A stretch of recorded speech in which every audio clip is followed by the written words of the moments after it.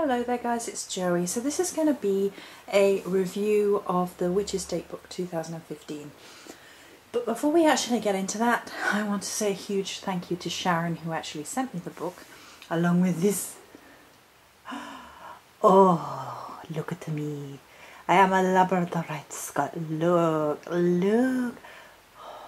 So these were part of the Samhain goodie she meant to send, and this little skull got held up, so she sent them both together as soon as they came. So a big thank you to Sharon to start off with, because she sent them me and they were a little ray of light in my day today. It was gorgeous. So I thought what I would actually do is show the Witch's Datebook and talk about it, because there are people out there who may be considering getting a Witch's Datebook, or be like, is it useful, or what do you use it for, and that's what's in it, that sort of thing.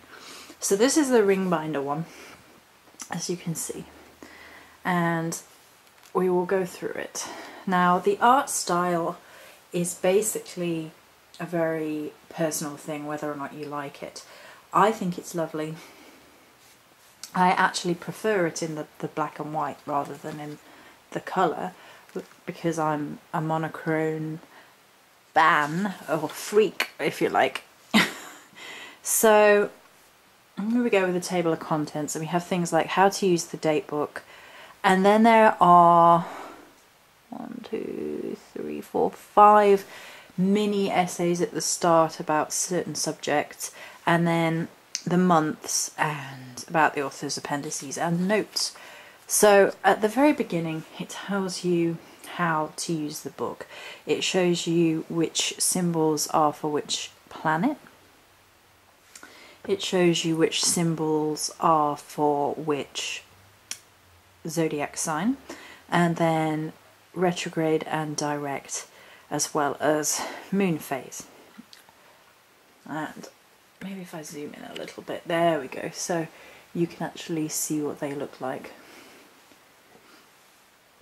And then it has an explanation of what these symbols below a day mean. So this is like an example of a day, and apparently they have planting and harvesting days in as well, so that's a bit farmer almanac-y.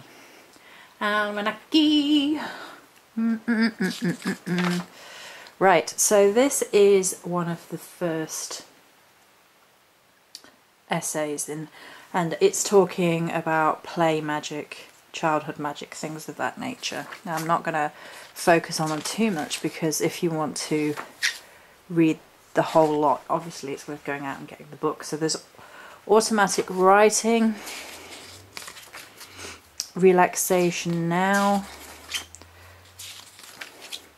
seduction magic, and moon mayhem.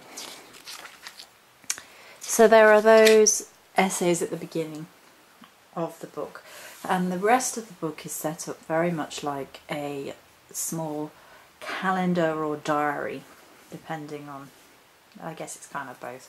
There's not a huge amount of space for each day. I mean, you know, you get your things, so it's more about probably setting yourself reminders and getting in touch with the cycles of the moon and things of that nature, and keeping an eye on astrology and movement of the planets, things of that nature. But now you can see, you know, planting day. Planting day.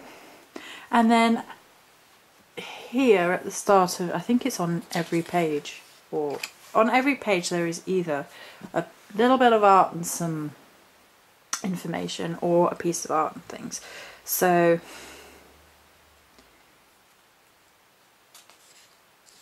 let's have a look through. So this one's just art, as you can see.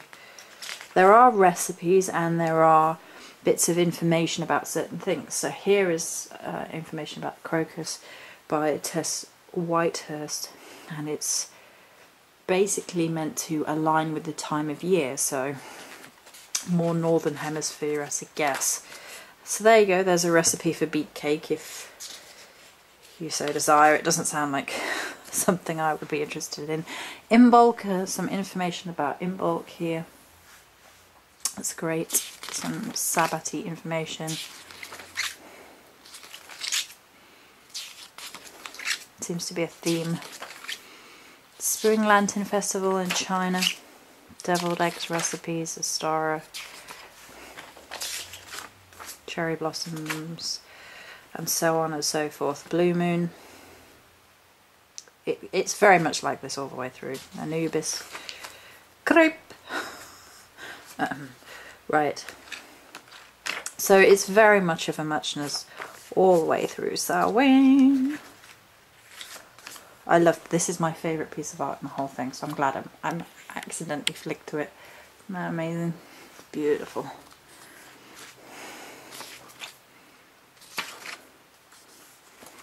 Right, let's see what is at the tail end.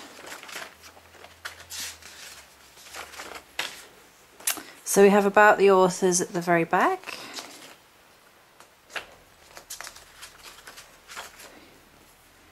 And the appendices. So here we have the magical influences of the days on the planets, colour correspondences for the days, which is very nice, lunar phases and the sign that the moon's in and the energies that go along with that. So for example, when the moon moves into Aries, it's good for starting things. Things occur rapidly but pass just as quickly.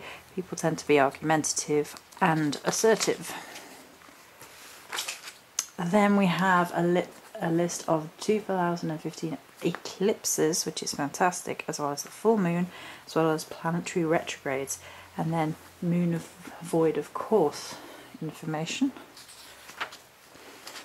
And then some adverts at the back. I highly recommend getting the spells and rites for 365 days a year in complement to this. And then, of course, space for notes at the back. So this is absolutely fantastic as a little witch's datebook, little witch's diary. I really recommend it. I'm really thankful to Sharon for sending it. It's just gorgeous. And so is this. Oh, so pretty. Shiny shine. I don't know what the matter with me is. I think I've gone a bit nuts. Woohoo! Oh, shiny. Many blessings.